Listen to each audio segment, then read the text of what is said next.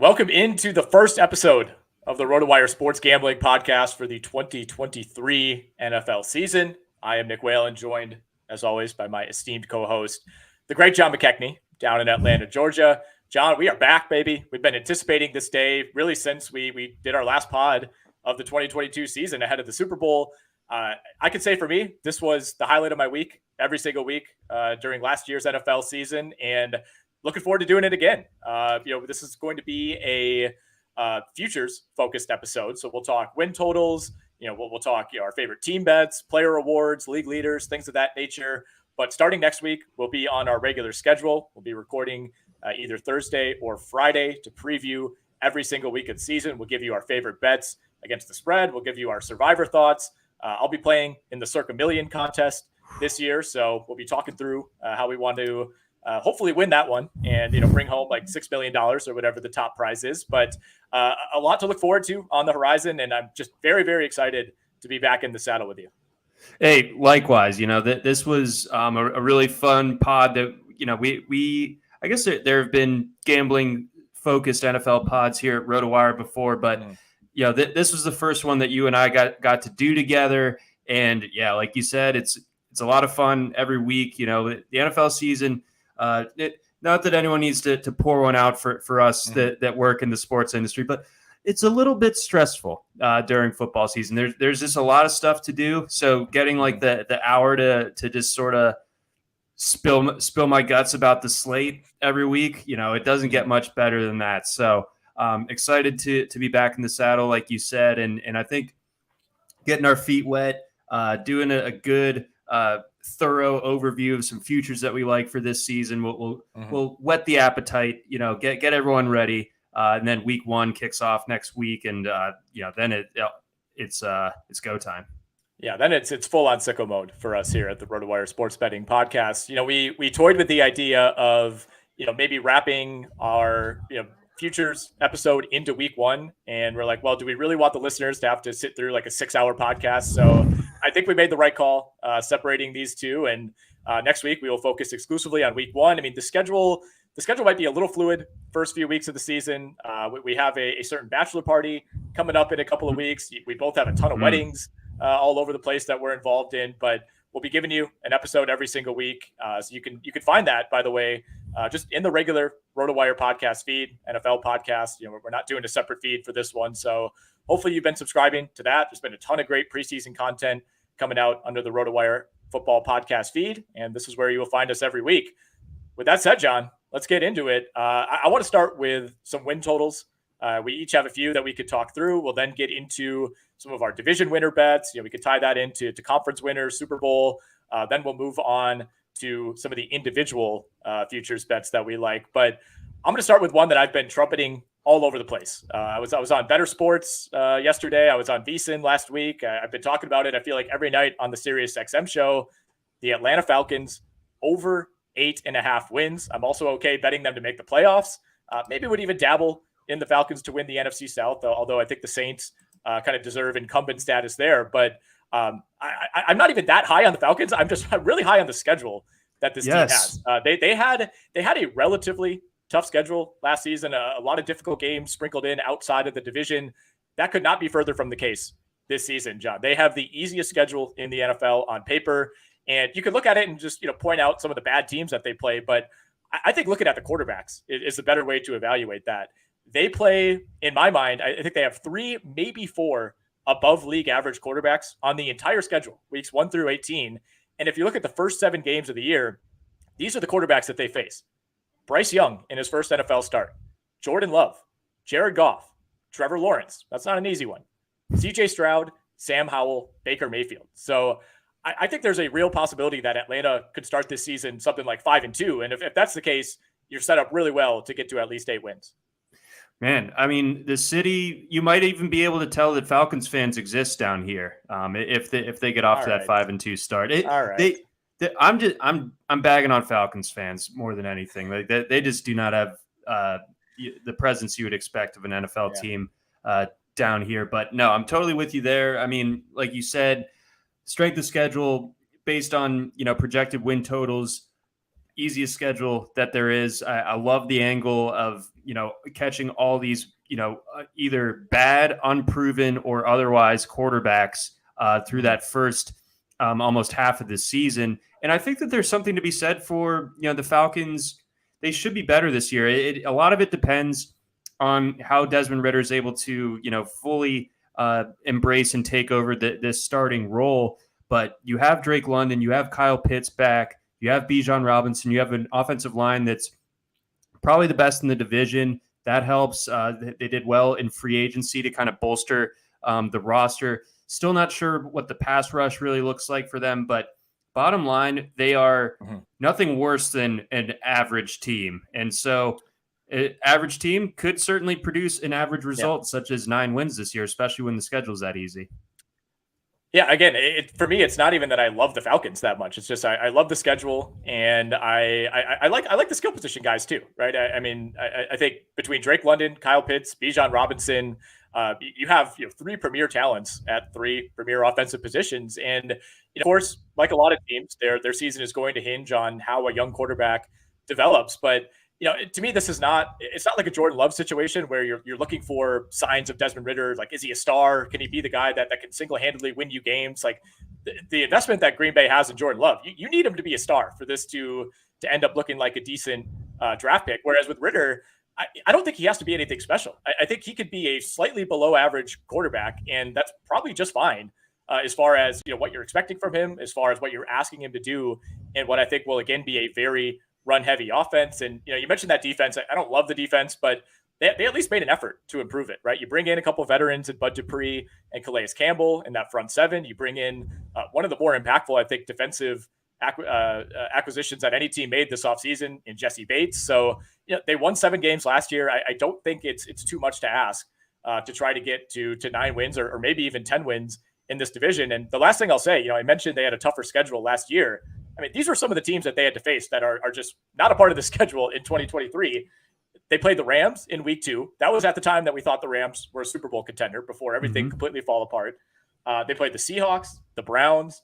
Obviously, they play the Buccaneers this year, but it's a completely different version of the Tampa Bay Buccaneers that they faced last year. They had to play the 49ers, the Bengals, the Chargers, the Steelers, the Ravens. For the most part, all of those games, all out of division, are significantly easier this year. Yeah, exactly. I mean, that Ravens-Falcons game, my family and I wussed out. We were going to go to that game. It was the Saturday of Christmas weekend.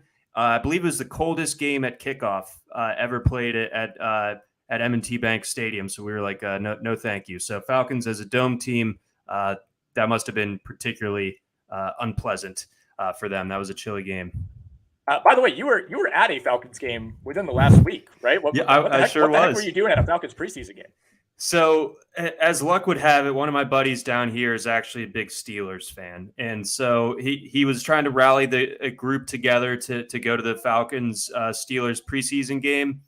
There were maybe 10,000 people at that game, and at least 7,000 of them were Steelers fans. So it was a very Steeler heavy commute over to the Benz. And a very uninspired half of preseason football that I stuck around to watch before I was like, I can't do this anymore. Hey, it is what it is. I mean, the Falcons were playing nobody in that game, and the Steelers were playing their first team offense. I mean, that was as great as you're ever going to see a preseason offense look. All right, so I gave you the Falcons. Give me a win total that you like. All right, let's dig in here. My first win total to discuss is going to be the Buffalo Bills. And their number sits at 10.5, which I was surprised by. I would have thought that they would have been regarded in that same tier as like the Eagles and the Chiefs, where their number is 11 and a half, or 11 and a half. Yeah.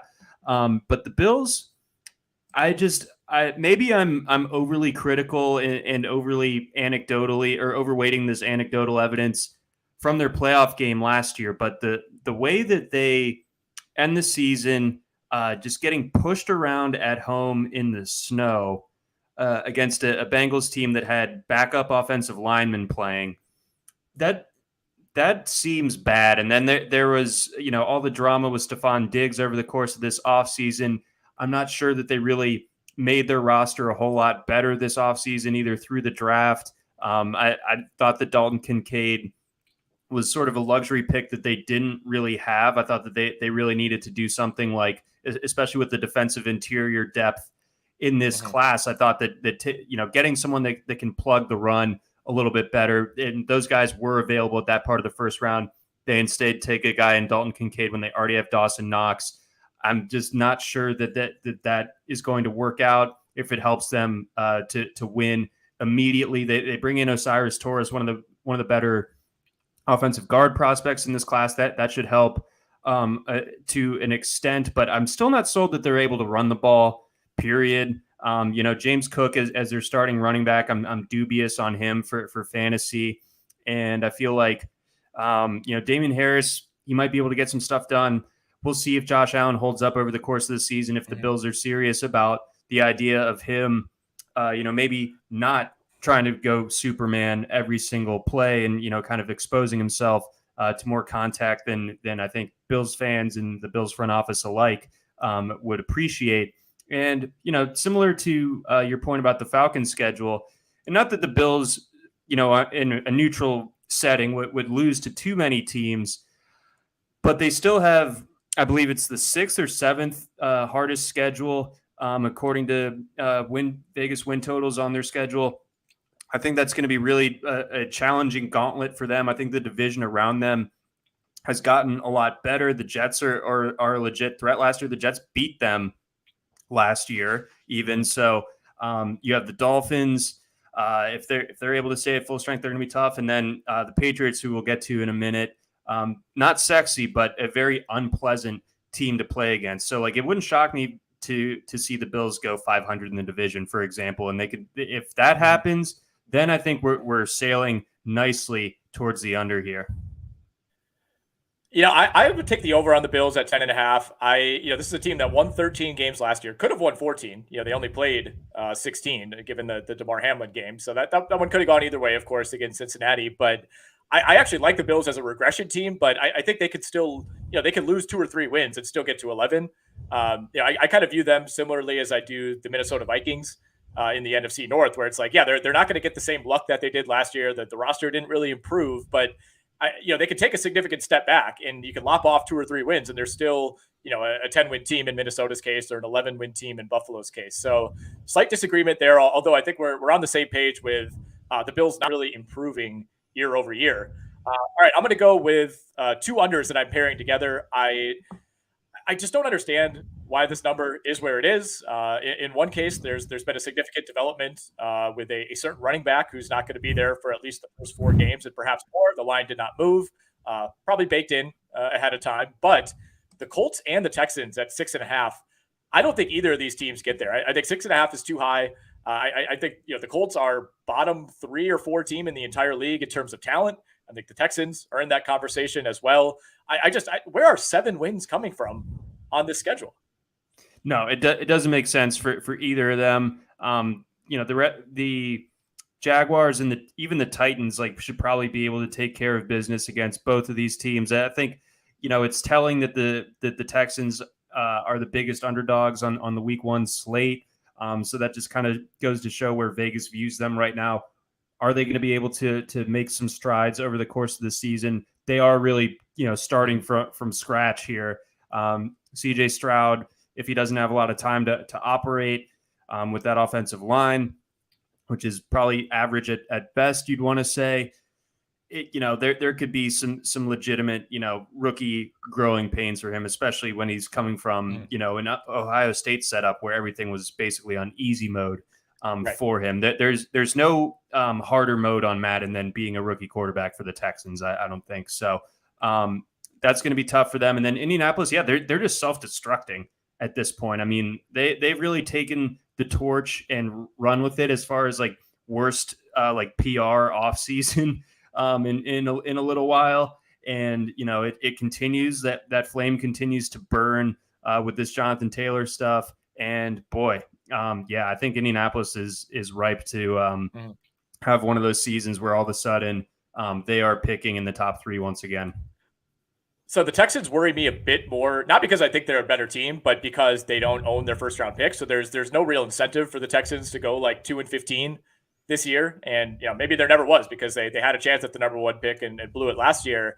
But, I think there's like a fallacy here where, you're in the AFC South. You're like, oh, weak division, that you could add a couple of wins. But it's like, if the Colts sweep the Texans or the Texans sweep the Colts, then like one of those teams is going to have basically an impossible chance to get to 7 wins.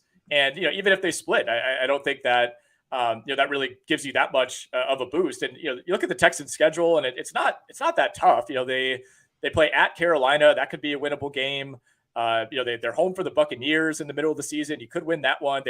Circle your calendar, John, for November 19th, Cardinals at Texans. That could be a win as well. But again, like if the number was like 4.5, maybe even 5.5, I would waffle, but 6.5, I just like to win 7 games in the NFL. Like that's not a bad team. Like decent teams win 7 games every year. We saw a handful of those in the NFC South last year. Carolina, New Orleans, Atlanta won 7 games. It's like, to me, all 3 of those teams are well ahead of where Indy and Houston are. So I think one of these teams could challenge Arizona to be the worst team in the league, and maybe the other, finishes with 4 or 5 wins. So that to me has been a little bit too high all off season. So I'm over on the Falcons. I'm under on the Colts and the Texans. What is your next win total that you like? So let's see here. So jumping off the Bills, going to the Patriots, 7.5, and they're a team that's again not very exciting. Mac Jones is the quarterback, maybe the only quarterback that they have. After an interesting cut down day the other day, and they don't have much in the way of receiving help, but I think they do have a great backfield, and I think that their defense and their coaching is going to be something that, a lot of those coin flip games or games where they're, slight underdogs, you still give the Patriots a chance to win those type of matchups. So it won't be pretty. They're not going to be blowing teams out. Their points differential is probably not going to be particularly attention grabbing, anything like that. But I think defensively, this team is built to be pretty serious. And I think that they have enough just kind of like caretaker mentality on offense where Mac Jones just operates, doesn't screw up.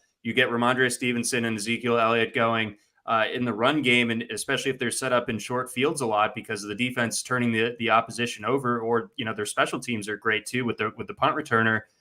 They get set up in good field position that they're able to just kind of choke teams out basically. So I think it's 7.5. Again, I'm skeptical on the Bills, so I think that they can at least split with Buffalo.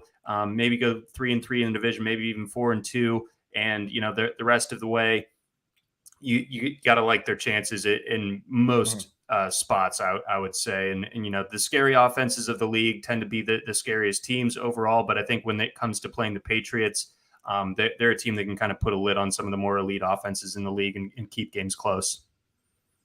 All right, I'm going to limit my rebuttal here because otherwise we're going to end up going for 3 hours. But I like your logic with the Patriots. I feel like they've kind of become like the clear 4th team in the AFC East, and I don't know that I'm quite ready to write off Bill Belichick and that defense. I think the offense will naturally be better now that you don't have defensive coordinators trying to run your offense. So I'm with you on that one. I mean, it's probably a stay away for me at 7.5, but I like your logic. I have 2 more. I'll give one of them, and then I'll save one of them for our next section here when we talk about division winners. Kind of the same logic that I just laid out for the Colts and the Texans.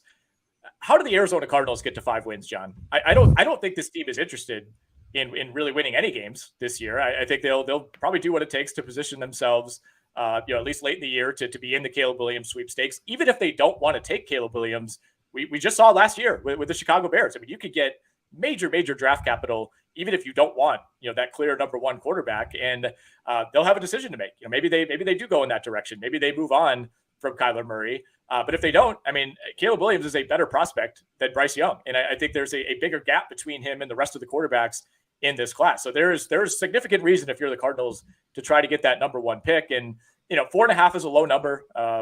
There's a reason it's set that low. It's relatively rare, for a team to win 2 or 3 games. But, unless the Rams really go in the tank and they maybe pick up a win or 2 there, I mentioned they do play the Texans. That could be a 50-50. They get the Bears late in the season. We'll see where they're at, but it's not like the Cardinals have an easy schedule by any means. I don't really see where they get to 5 wins. I don't either. And like you said, I think there are political interests that dictate that the Cardinals are just not going to be putting a very competitive product on the field this year as they kind of play for the 2024 draft and beyond. What they end up doing if they end up with the number one pick, Caleb Williams is looking at them, and they still have Kyler Murray. That's going to be one of the more interesting storylines of next offseason, I would think. But that there's also a chance where, I don't know, I'm skeptical that Kyler Murray plays anytime soon and is really himself to where they can actually be competitive. So I think they're going to let him rest in rehab well into October, maybe even November. And at that point, if they're, winless, it's what's the point of Kyler going out there even? I don't think he's playing. Why would he play? What would have to happen for it to be worth it for Kyler Murray to play? Even if he's healthy, let's say he's cleared, for week 8. The Cardinals at best to me are 2-6 at that point. It's I just don't see why it's worth throwing him out there, jeopardizing your chance at that number one pick. So yeah, it's certainly possible he could play. We'll see. Maybe it's more of a showing of good faith, showing of competitiveness for Kyler Murray. I don't know, however you want to frame it, but I think there is a better chance than not that he does not play a single down this season. I think that's entirely in the realm of possibility. Clayton Tune season, sign me up. No, my goodness. All right, a couple more win totals for you, and then we'll move on to division odds. Okay, so let's go with the Rams, who you mentioned there a second ago. I think that they are in deep trouble. I think that's a non-competitive roster that just has a couple of stars still remaining on it with Aaron Donald, Cooper Kupp, and Matthew Stafford might be more of one of those dying stars. I don't know. I just saw Oppenheimer last week, but I think that the Rams, you look at the depth chart, you look at everything that they have defensively outside of Aaron Donald, and it's really a tough scene. I think the offensive line is a joke, basically. So there's no guarantee that any of their 3 even good players at this stage stay healthy, given the injury histories there. I think that we're in for a long season out in LA for the Rams. I'm looking at them as more of a 4-13 type of team. So I think seeing them at 6.5 is a little bit of maybe Vegas deference to their Super Bowl run from a couple of years ago. And then my other one is the Lions. I just wonder if they can handle the limelight. I wonder if, with them having to get to 10 wins, they're playing still not the most difficult schedule in the world. So I can understand why, a bit of optimism for this season. They really showed a lot last year relative to expectations. Does it come back down to earth a little bit? Do they regress a little bit? And is the rest of the NFC North ultimately maybe a little bit underrated, whether it is the Packers or the Bears maybe taking a step forward this year? That's all it takes for the Lions to potentially end up a little bit under this number. Yeah, I've been a little down on the Lions, I think, relative to consensus all offseason. I think it's a team that we've talked about, they won 13 games last year, and I think they went 9-8 and missed the playoffs. I don't think they have a ton of depth. I think you're relying on a lot of young players, rookies on offense. Jameson Williams, it's kind of looking like this might be at least a lost half season, if not a lost full season. I mean, there's been really nothing positive coming out of that. They don't have really any proven depth at receiver beyond Amon-Ra St. Brown. I mean, I guess Marvin Jones is now your number 2 for the first half of the season. You got a rookie at tight end, you got a rookie at running back. I like Dan Campbell as a guy. I've always said, he's good for the league. He's not a guy I would want coaching a team that I root for. So I'm with you on the Lions. I think they're being kind of pushed into a limelight position that they have not necessarily earned. And, maybe halfway into the year, we look back and the Rams are 7-1 and we look stupid, but I think it's more likely than not that they don't live up to the hype than they do. And you look at their early season schedule too, John. I mean, they got to go to Kansas City in week 1. I don't think they win that game. You got Seattle week 2. You got the Falcons, who, as you know, I'm high on, in week 3. Green Bay week 4. You get Carolina and Tampa the next 2 weeks. Those should be wins. But then you got the Ravens. I mean, they really only have, I would say, 2 games that they should absolutely for sure win in that span. So I don't think it's a given that they get off to this hot start. And, I don't think you want to put yourself in the position that you were in last year where you get off to the slow start and you feel like you have to go on this big run over the second half of the season. Yeah, I think so too. And I think defensively, their shortcomings last year, they don't seem to be getting penalized for that. Like, how much improvement can we really expect on that defense? I'm dubious on that, and they were atrocious last year. And I think that it was a bit of a one hand wash and the other. Like, people got so enamored with the Lions offense because they basically had to be in shootout mode so often, so that ultimately there was tons of fantasy production from Amon-Ra St. Brown. Jared Goff was a nice sleeper, and Jamal Williams led the league in rushing touchdowns. But if the offense comes back down to earth a little bit and the defense doesn't really take a step forward, all of a sudden we're back to looking at a pretty mediocre outfit there in Detroit. All right, let's get to division winner odds. I'm going to start in the AFC South, and I'm just going to, take off my Keenan McCardell jersey, take off my Jacksonville Jaguars Zubaz pants, my Jacksonville Jaguars draft hat, and say that I think the Tennessee Titans are the best bet to win the AFC South. I think the Jaguars, as the odds would imply, are the most likely team to win the AFC South. I think last I checked, they were like minus 160, minus 155, depending on the book. I get that. But I think we're undervaluing Tennessee here. I think this is a two-team division. I'm not considering Houston or Indy to be remotely in contention for this.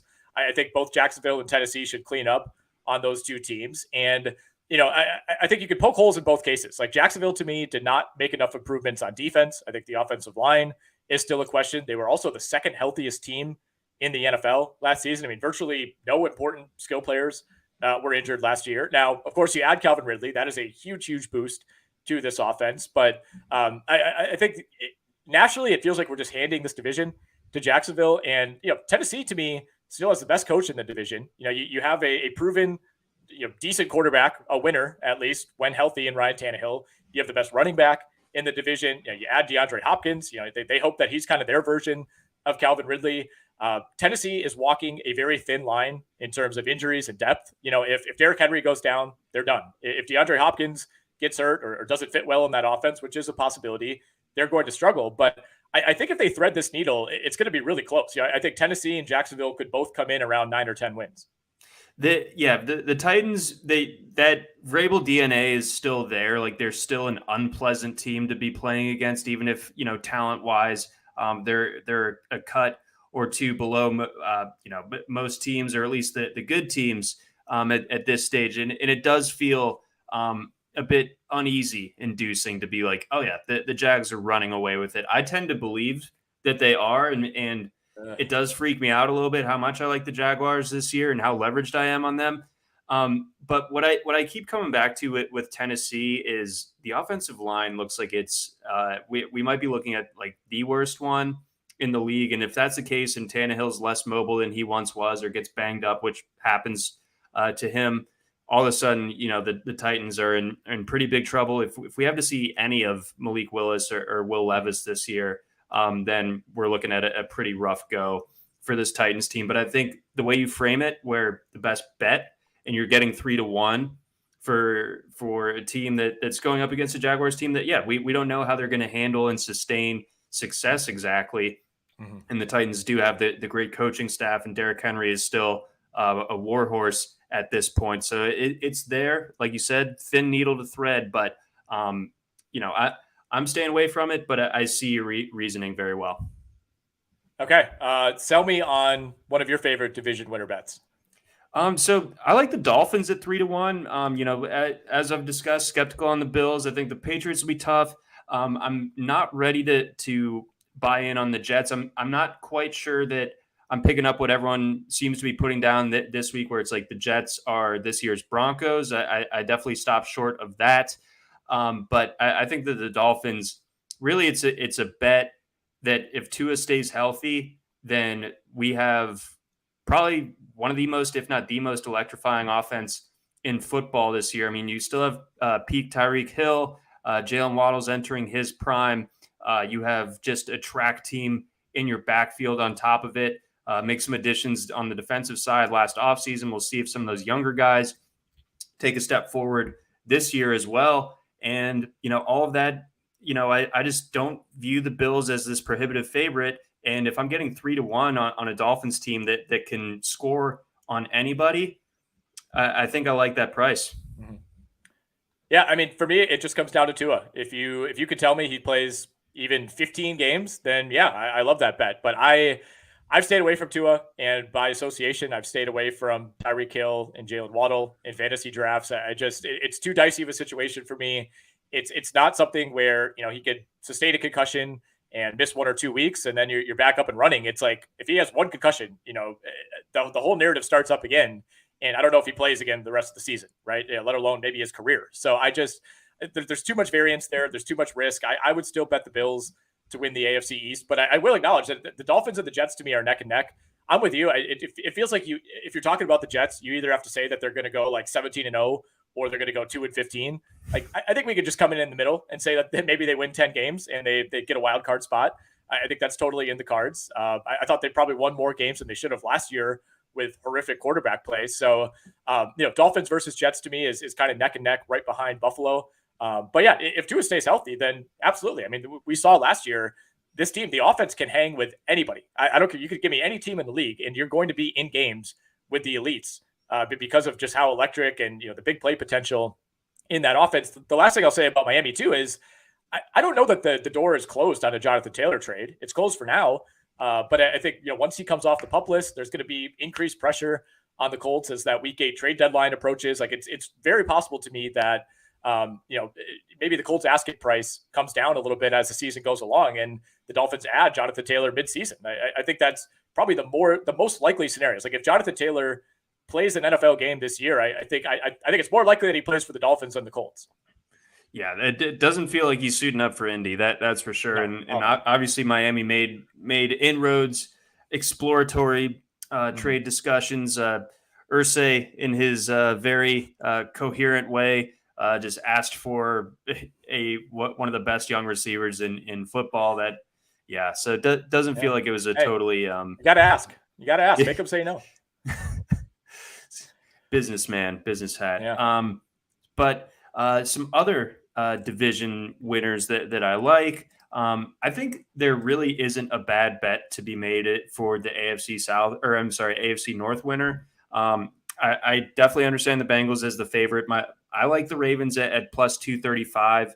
I think that the offense is going to work with Todd Monken, and we'll see if the defense can hold it together while Marlon Humphrey's out. Like I think that that could be a bit of a wrench for them in the early part of the season, because we remember that defense in September last year was horrendous. I mean, they were giving up tons of points, blowing huge leads, all this and that, and that's when they had Marlon Humphrey. So that could be a tricky first month, but I think that the Ravens offensively will be able to kind of go toe-to-toe with a lot of teams as well with the new offense. I don't hate the Browns or the Steelers at 4-1 or 5-1 respectively. I think the Browns, they are the great unknown for this season. Are they going to look like what they did from week 11 onward last year, which is a very uninspired team and rusty and clunky?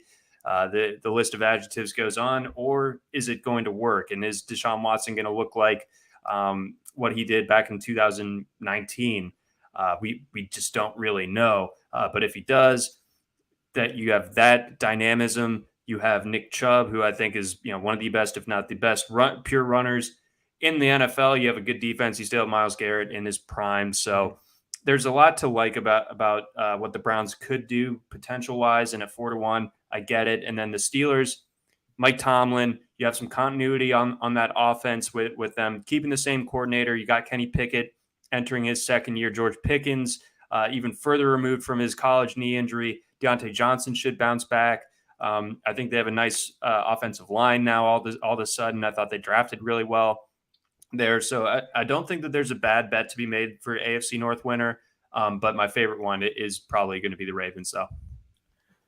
Yeah, I'm not going to fight you on that. I think you said it right away. There's not a bad bet to be made here. You could talk me really into any of these four teams. I think Cleveland is the team that I've soured on the most because we have not seen a single positive thing come out of camp about Deshaun Watson. There's not been one report of him looking like the old Deshaun Watson. And I'm just starting to kind of wonder if that's ever coming back. I think when you go through something as kind of wild and, personally traumatic for him as he went through, and look, obviously he brought this upon himself. I'm not we got to give the usual caveats here. Right.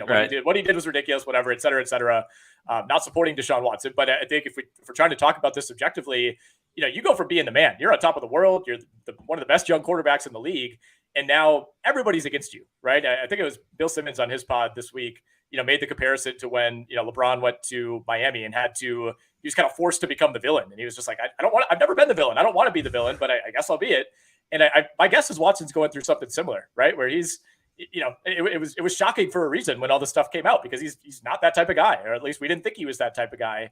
And I think to kind of have to reckon with all that while learning a new offense, while trying to justify this crazy contract, this crazy trade, it's a lot on his shoulders, man. And I think it's very possible that we don't see that version of Deshaun Watson again anytime soon. And if that's the case, then the Browns are not winning what I think is the most difficult division in the NFL from the top down.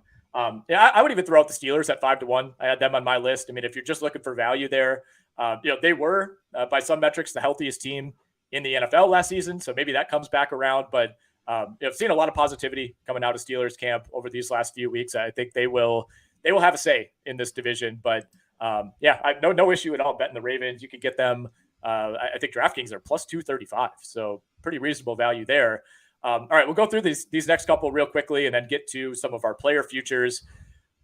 Is there any interest on your end in betting Dallas to win the NFC East, or are you handing this to Philly? I'm handing this to Philly. I could also see that it's weird because like the Giants are an obvious regression team, and it's fair to question what Washington's ceiling looks like. So it's like, okay, do the Cowboys just really only have to truly worry about the Eagles? But I don't know. Something's amiss with this Cowboys team. Maybe it's Mike McCarthy. Maybe it's what Dak Prescott is now. Are they going to put too much on Tony Pollard's shoulders? Their offensive line is a far cry from what it was a few years back earlier on in Dak's career. The defense, it's a real studs and scrubs type of approach. You have some true difference makers like Micah Parsons, but you have overall positional units that are pretty suspect. So I'm staying away from the Cowboys because I can certainly understand the potential there, but the track record is enough to kind of make me leery of putting my money on them. Mm-hmm. Okay. Yeah, fair enough. I think, if you're doing that, it's just kind of you have to force yourself to zag against the Eagles, and the schedule comes back around for Philly. They had just a ridiculously easy schedule last season. That is not the case this time around.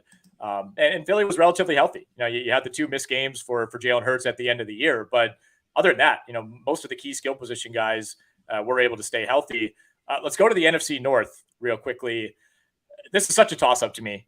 We're both skeptical of Detroit, but on the same token, like I don't have a pivot that I'm like, you absolutely need to bet this team. You could talk me into Minnesota. I think that's probably where I would lean. You could talk me into Green Bay, especially with how Jordan Love looked in the preseason. And yes, I know it is the preseason.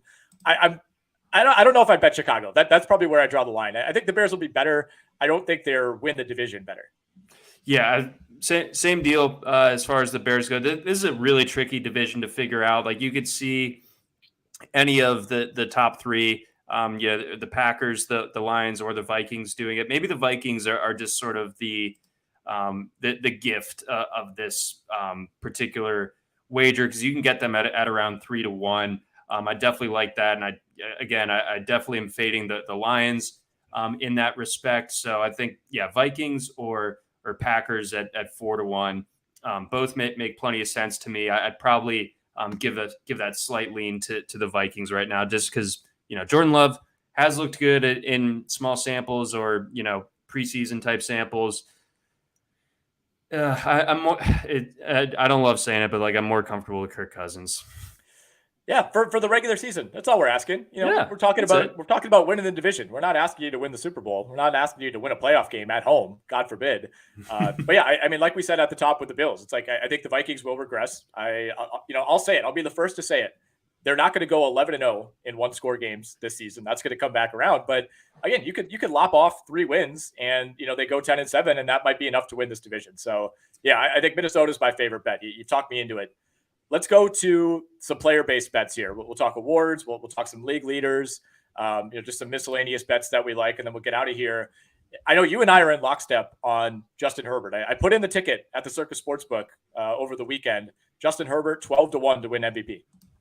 Yes, love that. I think the new offense is going to, kind of, I will never understand, maybe even forgive Joe Lombardi for just making Justin Herbert, who can put the ball anywhere he wants on the field, just making him this check down artist. And I know that last year they dealt with some injury problems at receiver, whether it's Keenan Allen, Mike Williams, what have you, they were rolling out like DeAndre Carter at points last season. Yeah. I may or may not have had to start DeAndre Carter in some. Hey, look, some I was leagues. starting Josh Palmer in some leagues, so I'm right there with you.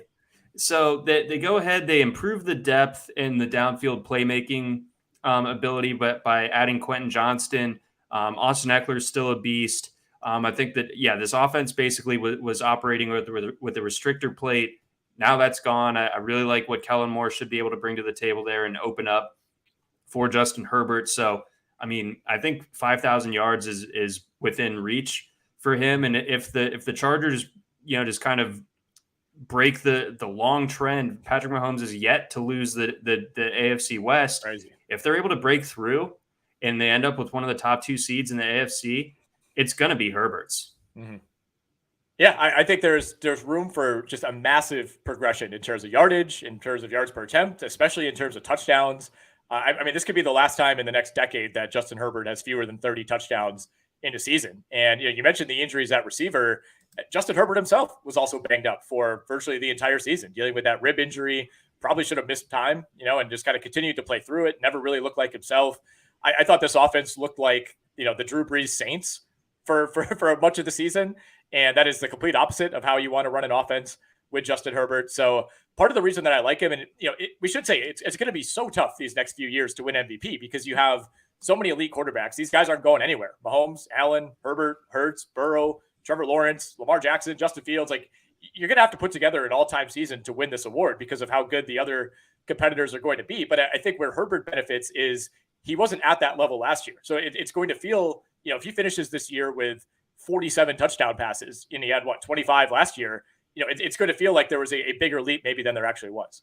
Yeah, I mean, it could end up being very similar to like Jalen Hurts and his vault into that stratosphere of being an MVP candidate a year ago. So I think it's all right there for Herbert, and I think to draw on Bill Simmons a little bit more when it comes to Mahomes, like he's set such a high bar for himself that there might be, like MVP fatigue eventually for him. So I think that even if like in a vacuum, Mahomes plays at a true MVP level all season, like he needs to play an MVP season by his standards. Like, so the bar is so high for Mahomes to clear and it's much lower for these guys. So like you said, I think viscerally speaking, you're looking at a Justin Herbert improvement that's perceived as like this seismic event.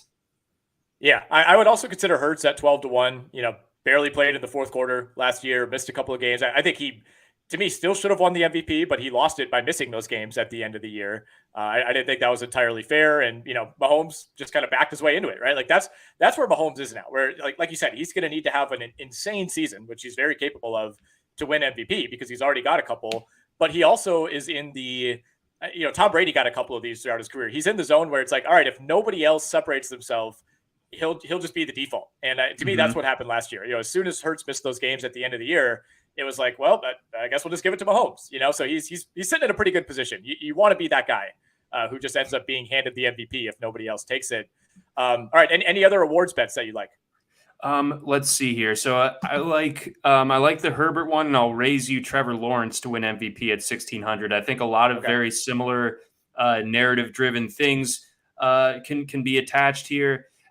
Lawrence, I mean, I think when we're doing this podcast this time next year, I think that we're going to be talking about Lawrence as the second best quarterback in the league behind Patrick Mahomes. And I think that we start to see that leap really materialize this year. I think the Calvin Ridley addition is colossal. I think that the Jaguars should run away with it with the AFC South. Will they?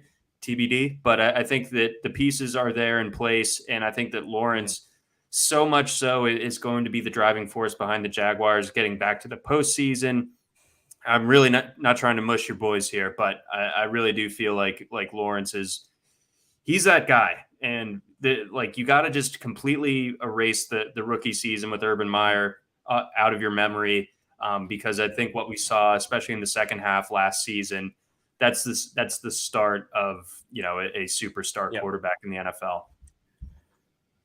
My Lord, I hope you're right. That was beautiful. Everything you just said for the last 2 minutes. That's music to my ears. I hope you're right. I think you can be right.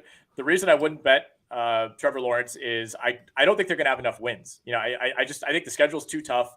There's so many brutal games on that schedule, and I think for Lawrence to win it, even if he has the numbers, I think they probably need like 12 wins. Because again, the field is so deep that one of those other quarterbacks is going to be on a 13, 14 win team. And if the Jaguars win the division at like 10-7, I don't know. I think I could see him winning it 2 years from now. I think we're still maybe 1 year ahead of schedule on Trevor Lawrence, who I will remind you was pretty bad for like the first 8 games of last year. So as you could tell, I'm trying to hedge my my mental health essentially, and not dip my toes in too far on the Jags until I actually see it. Okay, I'll run through a couple of my other ones real quickly. I mean, I don't even know where you can bet this, but the odds are up. Damar Hamlin for comeback player of the year. He's not winning it. He's going to win it. All he has to do is he just has to play like one down, and that's it. There's a reason he's like minus 300. He's minus 350 at FanDuel. Kind of a loaded field, sneaky loaded field for comeback player of the year. But Damar Hamlin has a narrative. I'm saying this somewhat in jest. There's not a lot of value in betting him at minus 275 at BetMGM, but I just don't see him losing it. So we'll end that one there, but I'll throw that out. NFL interception leader to me is always an interesting one. And, we have a great breakdown of this over at RotoWire. You can find, comparative odds between all the major sports books over on our sports betting hub on RotoWire.com. There are a few names that I'll throw out. Kirk Cousins at 12-1. He was right there last year, just missed it. Jordan Love at 12-1 and CJ Stroud at 14-1. The key for me is, some people like to say, oh, Baker Mayfield or, I don't know, Desmond Ridder or somebody like that. It's like, you got to pick somebody who could throw 20 picks and not get benched, somebody that has to have job security, somebody who's going to be able to play through mistakes. And, the Packers aren't going to bench Jordan Love. The Vikings aren't going to bench Kirk Cousins. And I don't think the Texans are going to bench CJ Stroud. So I think Jordan Love's probably my favorite of those three. Just because of the unknown. I know he looked good in the preseason, but I think those mistakes are inevitably going to come. And then the case for CJ Stroud is that Davis Mills and Kyle Allen combined for the most interceptions through 17 games last year. Had they been one quarterback, Texans quarterback basically led the league in interceptions. So if CJ Stroud could just do what they did last year and play all 17 games, I think he has a real shot. Yeah, Stroud, wasn't his first throw in preseason an interception or like on his first series? It was first drive. I think it was his like second or third throw, but yeah. So there's going to be a lot of mistakes made. And it's a receiving core that's probably not going to be giving him a ton of help. Yeah, I like Stroud. And I think that Jordan Love has that kind of wild gunslinger ability or mentality. And I think he's going to be there's going to be so many times this year where he just hangs a deep ball. Right. And like a safety just camps under it. And it almost looks like he's about to return a punt. Yeah, exactly. And, I think you can get away with those throws to some degree. The talent certainly is there. There's no question about that. But the risk taking. And again, I think Jordan Love is going to get every chance he can this season to prove that he's the guy. And, even if he throws 10 picks in the first 10 games, they're not going to bench him. Offensive player of the year, kind of a weird award. It just feels like, kind of like the alternative non-quarterback MVP. I don't have a super strong lean there. I mean, Justin Jefferson feels like he could win this every year. You could get him around 14-1. He's 13-1 at BetMGM. I think Christian McCaffrey is actually a pretty solid bet, 15-1 at BetMGM. Obviously, you need him to stay healthy, but I think if he plays 15 plus games, that's probably enough. And, we saw what he could look like in this offense over the last half of the season last year. So getting a player like that at 15-1 for this award, to me, that was the best value that jumped out. I like Nick Chubb for similar reasons. I think that this has the potential to be his best pro season. I think not just only it's hitting in the right time of his career peak, but I think the Browns should be better this year. And I think that also when you remove Kareem Hunt from the equation, like we should be seeing Nick Chubb push for like 350 touches combined, maybe more, with a lot more pass catching utility. And I think adding that to his repertoire while also potentially winning the rushing title, that's gonna. I mean, Justin Jefferson can absolutely do what he did again last year, and that would win him the award going away. But if Chubb is able to meet those thresholds, which I think are very attainable for him, then I think he's going to have a really, really strong case. So 18-1 for that, I'm willing to throw down. Yeah, I like the logic there. No pushback on my end. I'll also throw out Derrick Henry 6-1 to lead the league in rushing yards. I think if he stays healthy, he does it. It's as simple as that. And the health is a growing concern as he nears age 30. You mentioned the offensive line's not good. The yards per carry have been down. I understand all that, but 6-1 for a guy who to me is like a near lock to do that. If he just stays healthy, I'll take those odds. Any thoughts on offensive and defensive rookie of the year? You're a little more plugged in on the college game and the draft these days than I am. So there are a couple that stood out to me. I think that for defensive rookie of the year, I'm more attuned to kind of take a longer shot. Like I'm not willing to bet the prohibitive favorite on that one, which is understandably Will Anderson. I don't think Jalen Carter's going to be able to rack up the statistics necessary to keep him in contention. So at 7-1, that's an easy fade for me. Tyree Wilson. Have we heard anything about Tyree Wilson this entire offseason? Like he gets drafted and then like he's like off in a vortex. Like I don't see it. And I was already skeptical of him where he went in the draft. So out there, Devin Witherspoon off to a really bad start in Seattle from the sounds of it. So dubious there. I know a corner can win it. We saw Sauce Gardner. So if I'm taking a corner to do it this year, I think Emmanuel Forbes is interesting at plus 2,000 over at DraftKings. I think that he's a very sticky guy in coverage, and he was legendary for his ability to run interceptions back for touchdown during his time at Mississippi State. I think he has the speed and the skill to transfer that over to the NFL side of things. So if we're talking about a guy that has like 2 pick sixes and otherwise has like a really strong rookie season, he's going to be right there. And I like Nolan Smith because I think that there's untapped pass rushing ability when it comes to Nolan Smith. I think his role was a lot more about setting the edge when he was at Georgia and less so about, like kind of unleashing him in the pass rush. And when you look at what he did at the combine, and then you look at the Eagles and how they're probably going to use him as like just a pass rushing specialist.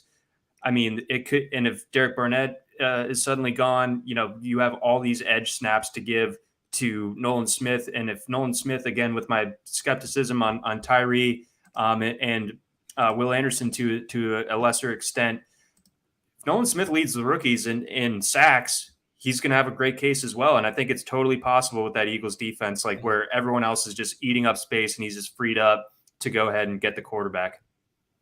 Yeah, maybe gets that Eagles defense bump. Should be a good team. That doesn't always matter. Usually doesn't matter at all for rookie of the year, but certainly doesn't hurt. I think if you're doing that for a team that's in the Super Bowl race. Real quickly on offensive rookie of the year, who's winning it, and what's your favorite bet? So it's going to be tough to beat out Bijan. So the fact that we're still getting him at 3-1, I say go ahead and try to get that before those odds shift. I think he's just that dude. He's going to be crazy. He's going to get all the opportunity in the world this year. So many touchdowns, catches, rushing attempts. It's all right there. So 3-1, love that. But I think if you want to go a little bit further down the board, Zay Flowers at 18-1. I think he's going to have a starting role. I think that's an offense that's going to be throwing it a lot more. And I think that he has the best run after catch ability of anyone on the Ravens. So I think they're going to get the ball in his hands. He's going to have some real crazy highlight type of plays.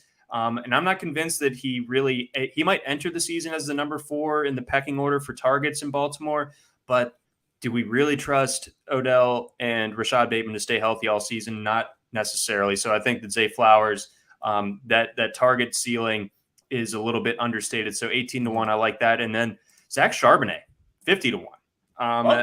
Whoa. That's just a number that's colossal for a situation where he enters the backfield. I think that he's at least as good as Kenneth Walker, maybe even better. And I think that Kenneth Walker's showing some kind of concerning durability issues early in his NFL career. So I think initially, this might be a 60-40 carry split. And if Charbonnet is outproducing Walker, he takes over that number one role. And all of a sudden, we have a good competitive Seattle Seahawks team that runs the ball well with Zach Charbonnet kind of leading that charge. I think that certainly helps the case. I don't think that he's going to win it necessarily, but at 50-1, I'm willing to throw a little bit of pizza money on that. All right, we'll end on a high note here and go back to the Jags. I know you have 2 Calvin Ridley props that you like. I do. I like Calvin Ridley over 5.5 receiving touchdowns. That one feels like a slam dunk to me, and you would have to get suspended basically in October for that not to come in. And I like Ridley to lead the league in receiving touchdowns. That's plus 2,800. So that's a worthwhile gamble for someone who I think is really, again, going to elevate this Jaguars offense.